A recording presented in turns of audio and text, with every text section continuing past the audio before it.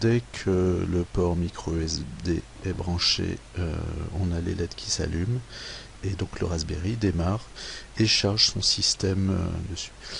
J'ai oublié de vous dire juste avant qu'il fallait donc à l'autre bout du câble Ethernet se brancher sur notre routeur Cisco et on va se brancher donc sur un des 4 ports WAN du routeur Cisco. Voilà, pas sur le port WAN, attention. Voilà.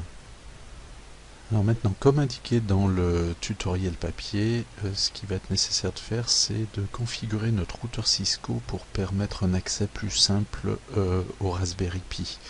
Ce qui va être important pour en faire un serveur, c'est qu'il ait une IP fixe. Donc pour ça, nous allons aller sur notre interface de gestion.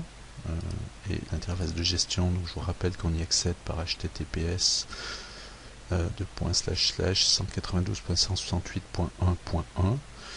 Voilà, donc on valide, arrivé dessus, donc le nom d'utilisateur c'est donc Cisco, le mot de passe c'est celui que vous avez défini lors de la mise en service du routeur Cisco. Voilà.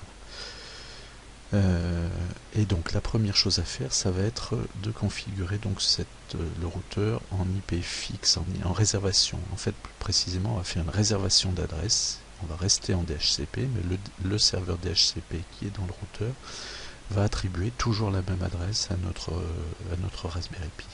Donc pour ça, on va aller dans Mise en réseau, LAN. Voilà. Et on va aller voir les baux de clients DHCP. Donc on clique dessus. Voilà.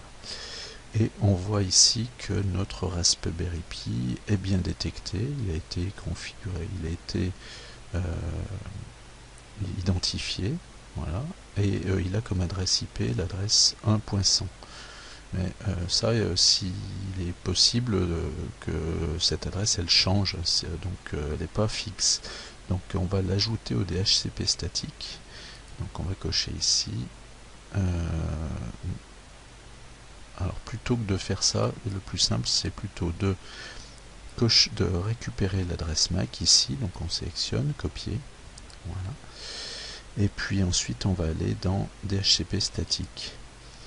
J'ai pas utilisé la fonction la case à cocher pour créer DHCP, ajouter au DHCP statique parce qu'il nous aurait mémorisé l'adresse IP en 100.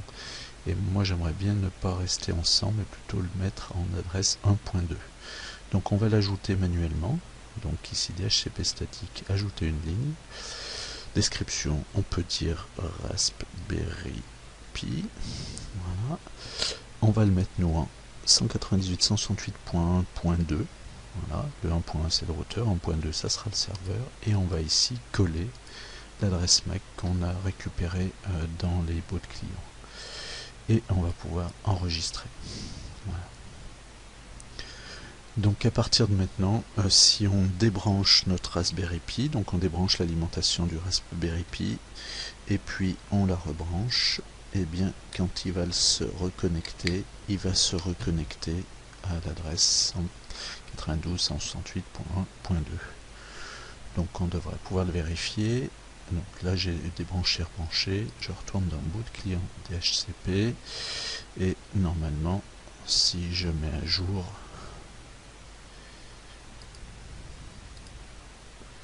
voilà, donc il est bien passé à 198.1.2. donc on va pouvoir maintenant y accéder à distance. Alors il nous reste encore quelques réglages à faire au niveau du routeur, puisque notre Raspberry Pi va nous servir de serveur DNS sur notre réseau d'expérimentation, c'est-à-dire qu'il va être capable de transformer des URL donc sous forme de texte en adresse IP.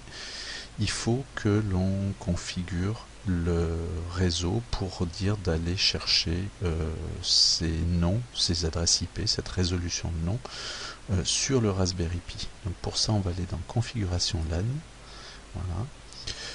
Et là on va avoir les paramètres de notre réseau et tout en bas vous avez serveur DNS. Donc là serveur DNS, au lieu de laisser ce qui était paramétré, donc on va choisir utiliser les valeurs DNS suivantes. Voilà. Et puis on va mettre donc en serveur DNS statique 1 l'adresse IP de notre Raspberry Pi, donc 192.168.1.2. Voilà, donc c'est ça qui est important. Si votre routeur était relié à un autre réseau, et bien en dessous vous pourriez aussi rajouter les adresses DNS de vos autres réseaux.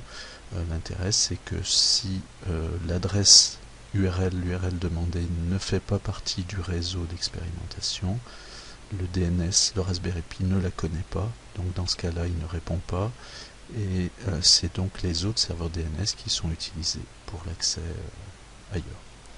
Voilà, on pense à enregistrer. Voilà.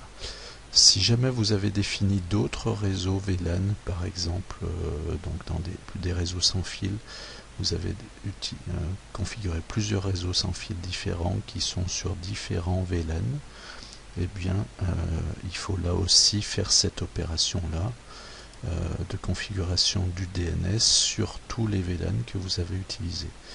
Donc, plutôt ici, voilà, LAN, configuration LAN, donc sur le VLAN 3 par exemple, moi j'ai aussi configuré le DNS du serveur Raspberry Pi, l'adresse IP du serveur Raspberry Pi.